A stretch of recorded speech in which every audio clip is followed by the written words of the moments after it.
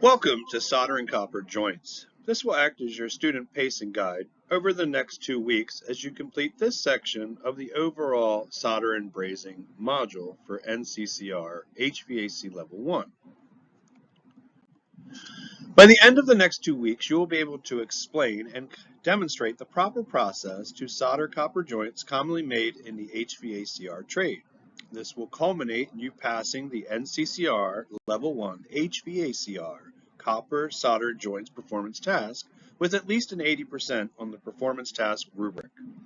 Looking ahead, we're first going to complete a prerequisite knowledge GIM kit. You will view industry direct training videos so you don't learn through misinformation. You will practice in your given shop area. You will record and post to a discussion board where you will get peer and instructor feedback. You will practice again using that feedback in your shop area. You will record and receive direct instructor feedback from myself, and then finally record and submit your performance task assessment. So this is where we will try to learn our prerequisite knowledge. This GIM kit is a fun way to go ahead and use this quiz and see what we know and don't, and get direct feedback and quantitative feedback. So you could follow this GIM kit, which truly is live for you to try at home. You can click the link or use the QR scan. After you do this GIM kit, which would preferably be by Wednesday, I want you to view these industry direct training videos. They will go through the solder and flux application process and 2 examples of how to solder copper pipes. Please make sure that you view all these by Wednesday of the first week. And please refer back to these videos as a reference guide while practicing in your given shop area.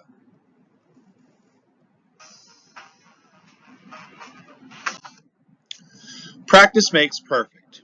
You are going to use the lessons learned in the industry, produced instructional videos to practice the complete process of soldering copper joints in the shop area you are provided by your employer, organization, vocational program, or college.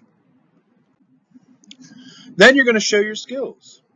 Now that you've had time to practice, it's time to show these new skills. By Friday of the first week, you are to narrate a video, a PowerPoint presentation, or other media type that allows you to explain your soldering process in detail while showing your finished work. Your media file will be uploaded to a discussion board on a selected LMS learning management system by Friday of the first week. Your discussion board post and peer instructor feedback. After you post, you are going to watch all of the videos by your classmates. You must give 2 of your fellow classmates advice based on what you found worked well for you.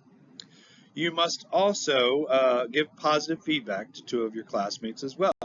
All feedback posts are due by Monday of week 2.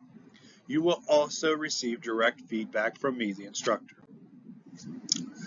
We're going to practice again. You're going to use the lessons learned in the industry-produced instructional videos while incorporating both the peer and instructor feedback that you receive from the discussion board post.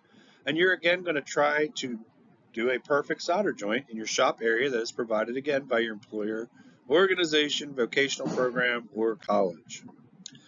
After you've had this chance, you're going to yet again show your skills. Using this feedback that you received and the rubric categories listed on the next slide, you will practice until you feel confident. By Thursday of the second week, you're once again going to narrate a video, PowerPoint presentation, or another media type that you select showing the soldering process in detail and showing your finished work.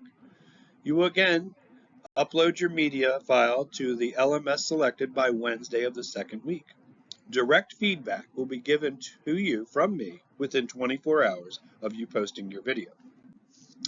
Here are the rubric categories. While initially I'm not going to show you the rubric, you will have full availability of the rubric categories. Students selected and demonstrated the safe use of the proper tool to cut copper pipe that was under 4 inches in diameter. Students demonstrated how copper pipe or tubing should be prepared after each cut. The student demonstrated the proper way to prepare copper pipes and fittings for soldering. Student can explain and demonstrate the proper flux to apply to a potable water solder joint that is under 2 inches in diameter. A student can explain and demonstrate the use of capillary action in the soldering process. And finally, a student can demonstrate a leak-free solder joint that holds 100 psi of compressed air or nitrogen when placed under water.